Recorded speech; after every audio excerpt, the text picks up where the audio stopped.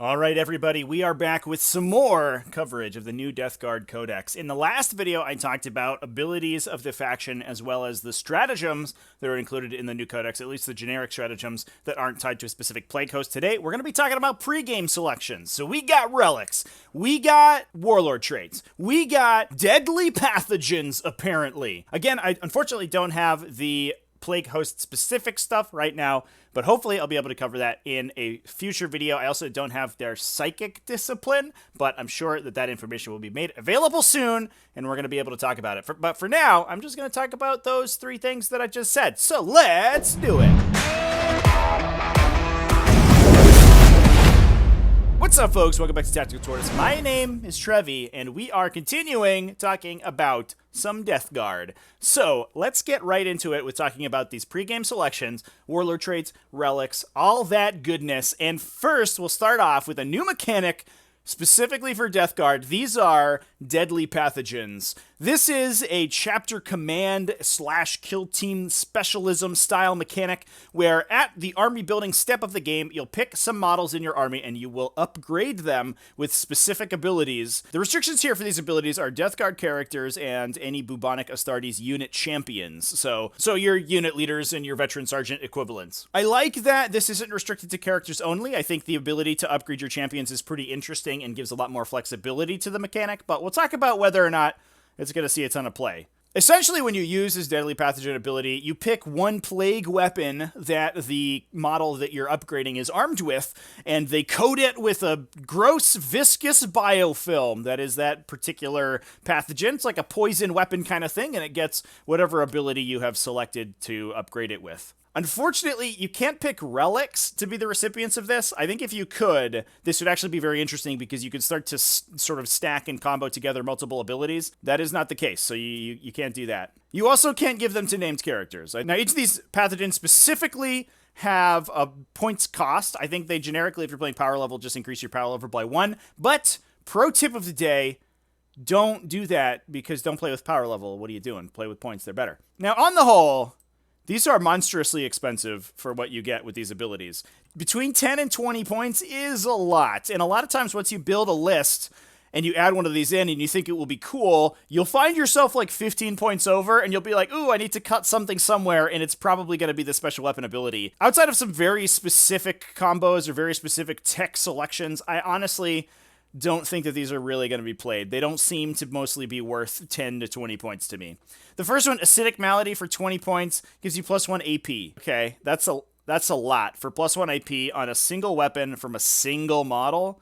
Okay. Unless you're running into an opponent that specifically cares about your AP value, then this doesn't really matter. And honestly, that only really works if you are building your army for that, because this is a list building phase thing, not a pregame selection phase thing. So you can't, alter it game to game, for example, if you're in a tournament. Explosive Outbreak is a pretty cool one, actually.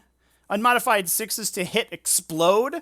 That is pretty cool. It's again for 20 points, I believe, though. Yeah. So that's very expensive on a single weapon on a single model. So if you have a dude who makes a bunch of attacks, I think it might be okay. But otherwise, oof. Virulent Fever gives you the sniper rule, unmodified wound rolls of 6, deal a mortal wound in addition to normal damage. That's pretty alright, especially since there's no cap on it and it's on top of other abilities. But usually you don't really want to be paying for that. That's just kind of a free thing you'd like to have. Befouling Runoff ignores cover with the weapon. That one's only 10 points, but man, 10 points for a single character to ignore cover, like, what are you doing, man? Why are we here? Unstable Sickness looks like it might be one of the best ones, but also it's kind of weird. Every time you kill someone with an attack, you roll, and on a 4+, their unit takes a mortal wound up to a maximum of 3 per turn. You also can't combo that with the Befouling Incubators, which deals additional mortal wounds when you kill people. So this one has the potential to, boss out an additional 3 models if you're attacking into a big unit or something. And it's one of the less expensive ones. It's only 15 points. Unfortunately, it doesn't do anything when you're attacking hard targets, but if you're hitting a horde, it might be alright. Corrosive Filth gives you +1 damage. It's a master crafted, but it's only against vehicles. If you really need a smash Death Guard Lord guy to go punch Titans, like maybe, but again, you're going to put this in your army and you're going to play against Slanesh demons and they're not going to have any vehicles in their army and you're going to be like, I've spent 20 points on this literal do nothing ability. Viscous Death, I think, is the one that is very interesting. It allows you to reroll the number of attacks you make with the weapon. Specifically, you can put this on a Foul Blight spawn. It's only 10 points, and it gives you a reroll on his enormous, ridiculous flamer gun. This one is good. In my opinion, the rest, probably bad. Honestly, like, what a miss of a mechanic. Unfortunately, these are just not very powerful, but cost a ton of points. Outside of this Viscous Death one, I don't think you're going to really see these almost ever. They're also exclusive, so only one person can take them, so even only one Foul Blight spawn in your army is going to be taking them anyway. Overall, super disappointed by this deadly pathogen mechanic. I think we potentially had an ability to make it really cool. Like, if these affected an entire unit, maybe we're getting somewhere. You know, if you had an entire unit that dealt mortal wounds on 6s or got exploding 6 to hit or something, maybe they make them a little bit more expensive, but they're only individual models, and for that reason, I don't think that they're very good, unless we have some very specific combos that you can build out of them. Next up, we're talking about Warlord Traits, and for this discussion, I think it's pertinent to talk about Mortarion a little bit, because this guy, he makes a lot of use of Warlord Traits. Now let's talk about what they do specifically. Revoltingly Resilient gives you old school Disgustingly Resilient, so on a 5+, you ignore wounds. That's a good one. That's a good ability to have, and especially on somebody big like Mortarion, who has a billion wounds. That's awesome. Living Plague is a really cool one. I don't know if it's going to be good, but it is very cool. While an enemy is within 3 inches of the Warlord, it cannot be affected by aura abilities of units from your opponent's army, which means that when you get up close and personal with an enemy unit, you turn off all of their own auras that buff themselves. So there's no rites of battle. There's no, importantly for this metagame, no rites of war. Get that garbage out of there. No shield from harm from the Shadow Seer. I talked about it in the earlier video. No synapse for Tyranids. Yikes, that sucks. The downside is you have to get way close to the enemy to do it. 3 inches is pretty tough, but I'm glad that it's 3 inches in that engagement range. You can then remove their defensive auras in the shooting phase. But there's so many random abilities that this will turn off that will totally change the game. I think this Warlord trait is going to be a sleeper hit. And depending on the metagame, it's going to be super duper gross. I think this is amazing. There are 2 very similar ones, Hulking Physique and Rotten Constitution, that both add to your base stat line and give you some other abilities. Hulking Physique gives you +1 wound. Rotten Constitution gives you +1 toughness. Hulking Physique gives you permanent transhuman, so you only get wounded on 4s. And Rotten Constitution gives you ignore AP2. I doubt you'll see this. You may be able to stack a couple, this with a couple Warlord traits and stuff to make a very difficult to kill character, but I don't know if it's going to be really that worth it, especially given some of the other Warlord traits. The most popular one being Arch Contaminator. It's back! The full rerolls to wound for plague weapons. There are a couple asterisks, however. First off, only affects ranged weapons if you target a unit within 12 inches of the model making the attack. So it doesn't full reroll plague weapons from far away, but honestly, Death Guard are a very up-close and personal army. Like, they're trying to take the center of the table and just hold it forever, so I don't think that's a really big deal. Plus, most plague weapons are either melee or, like, flamer-based. There's not a lot of really long-range shooting plague weapons, so I actually don't think this is really a big change at all. But full rerolls in melee with your plague knives, with your flails, with your man reapers, that's going to be amazing. Yeah, this Warlord trait is here to stay, and I don't think it's going anywhere. Foul Effluence is the next one, and we are ending with a whimper, not a bang, unfortunately. At the end of your movement phase, you roll dice for each enemy within 6 inches. On a 4+, they take 1 mortal. Okay. That's not even, like, every movement phase. It's during your movement phase, so it's only ever triggers 5 times a game. And you probably won't trigger it on turn 1, so it's only 4 times a game, and even then, turn 2 is probably questionable as well. Like, maybe you get 3 pulses with this, and like, if you, let's say on average you hit 2 units, and you deal 1 mortal wound, this is a Warlord trait that does probably on average 3 mortal wounds to your opponent's army a game. And it's not even targeted, it's an aura, and you spreads around. It's just bad, man. GW really likes to put 6 Warlord traits in each book so that you can roll a d6 for them for some reason, which I don't think anyone in a history ever has. And it feels like this is just in there to fill out that 6 slot, but oh boy, this is not very good. Now, Mortarion is the one that we all want to talk about, and the most interesting one. And bringing up his data sheet, he gets a billion Warlord traits. So he has 3 Warlord traits if he is your Warlord. Full stop. He gets Revoltingly Resilient, so the 5+ damage ignore. He gets Living Plague, so the 3 inches to turn off all your auras, and he gets Arch Contaminator for full rerolls to wound with plague weapons. Those are all really good. The big downside of this is that you cannot duplicate Warlord traits throughout your army, so what you can't do is take him in your Supreme Command, because if you do that, then he becomes your Warlord automatically. Then maybe take a buff character that you want to put like Living Plague on to shoot out and do something weird with, or you want to put Arch Contaminator on to keep him with your plague weapons. You can't do that. They're all concentrated on Mortarion. That's a blessing and a curse, because you do get a whole boatload of Warlord traits, because in addition, Mortarion also gets one of the Plague Host specific Warlord traits. The selections there: Shamble Rot, Ferric Blight, that probably hurts vehicles, Gloaming Bloat, Eater Plague, Sanguinous Flux the Droning, and Nurgle's Fruit. We do know what a couple of those do. These abilities confer Contagions to the model with the Warlord trait, which is an aura effect that increases in size as the game goes on. Mortarion, however, being a special boy, counts it as the maximum size, I believe, the entire time. The Droning specifically halves the enemy movement characteristic until the end of the phase. That's really good. And Nurgle's Fruit denies cover to things within the contingent range, but only specifically if they're attacked by models in that particular Plague Host, which is Mortarion's chosen sons. So if you're not playing that Plague Host, less good. In fact, bad. Because that's not a bracketed Plague Host keyword, it's just the regular keyword. It doesn't get replaced by the special rule in the Warlord trait section. Unfortunate, so maybe you're not taking that one so often, but it is an interesting one. Contagions, offensive debuff contagions like that seem really cool, actually. And especially with a model as aggressive as Mortarion, that seems all right. Actually, all right, I'm into it. As long as you're playing that Plague Host, I think it's okay. So Mortarion himself probably has 4 Warlord traits, which is really cool. It's going to be difficult to remember all of the aura abilities that he's going to project. Now, this seems like a good place to touch on Mortarion's data sheet specifically. He also has 18 wounds, and while that's a lot of wounds and pretty good, it also means that he's very easy to draw line of sight to. Now, but honestly, move 12 in 9th edition 40k is very far, given that the board size is smaller and the objectives are more concentrated in the middle.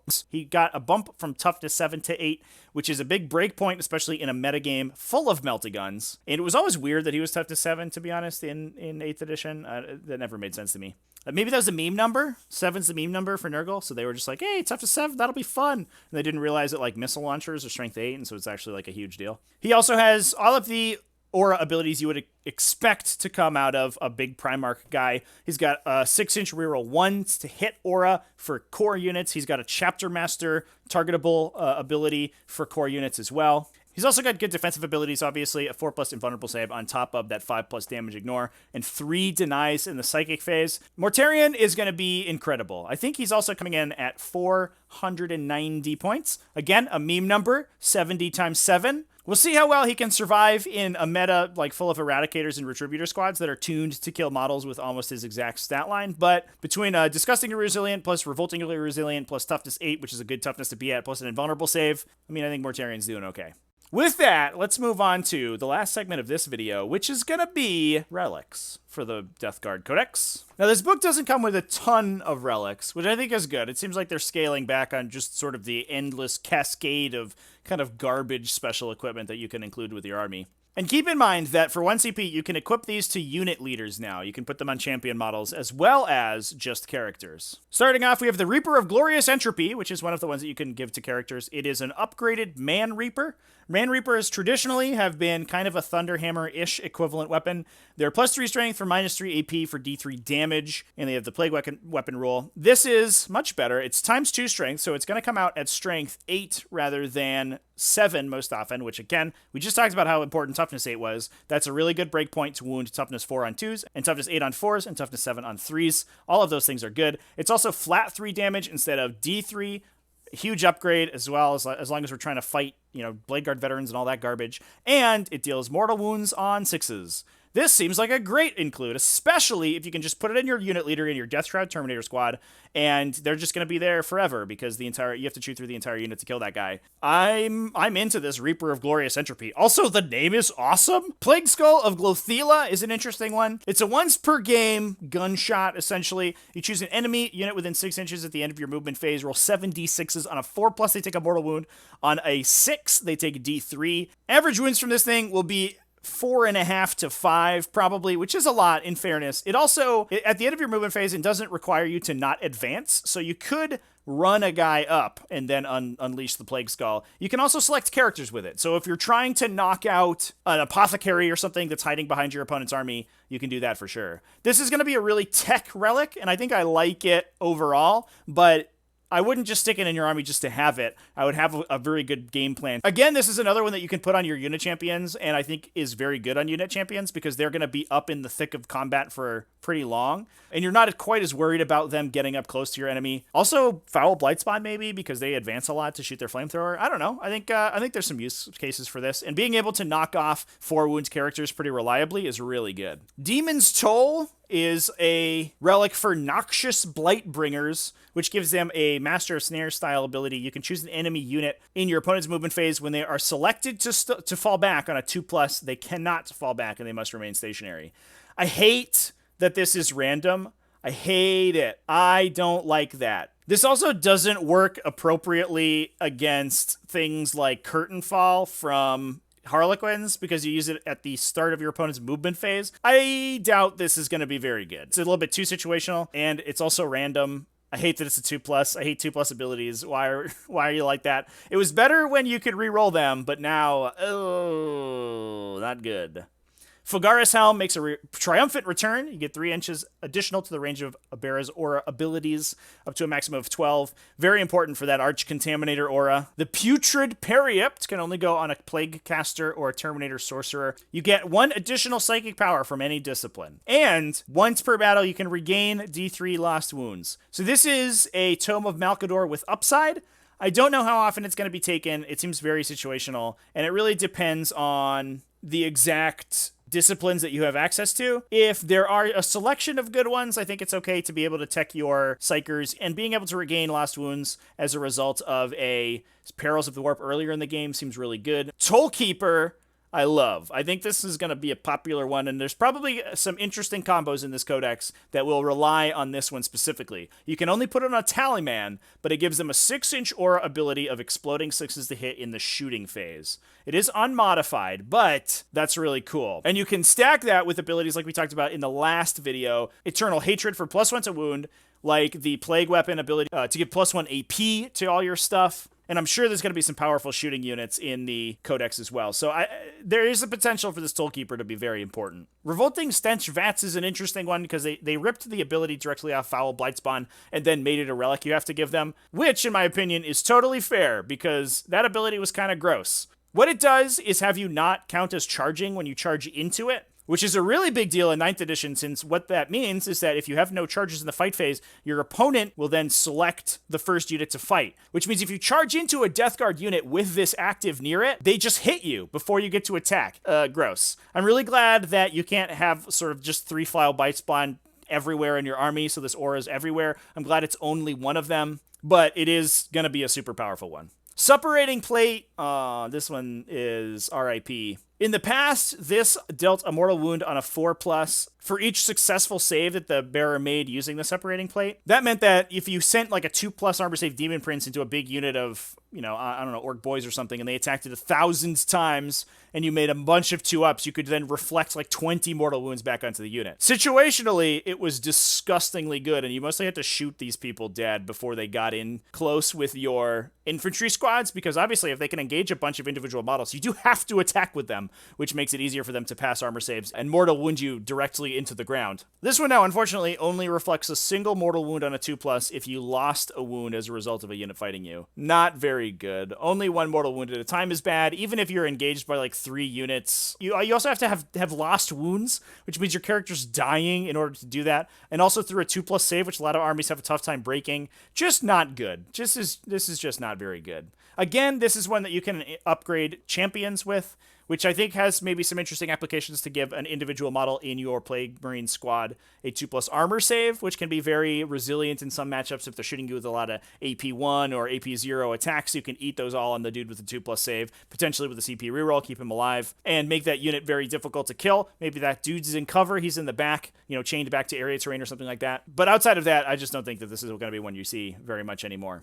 Plaguebringer, however, is another interesting attempt by GW to make leadership affecting abilities work, and I I think it might be okay. This one upgrades a Bale Sword, Demonic Plague Blade, Plague Knife, or Power Sword. Getting your free little Plague Knife that your idiot character gets and turning it into this thing that's a lot of added value. It's +2 strength, -3 AP for a flat 2 damage. So honestly, for a relic weapon, kind of a mediocre stat profile, but it does retain the Plague Weapon rule. So you're probably full rerolling with it thanks to a nearby Arch Contaminator, or maybe it's on your Arch Contaminator, which would also be good. And the big ability that this has on it is each model you destroy with the weapon counts as 2 for the purposes of morale tests, which means a lot of times you only have to kill 2 or 3 models to make it almost an auto fail for the unit and force combat attrition.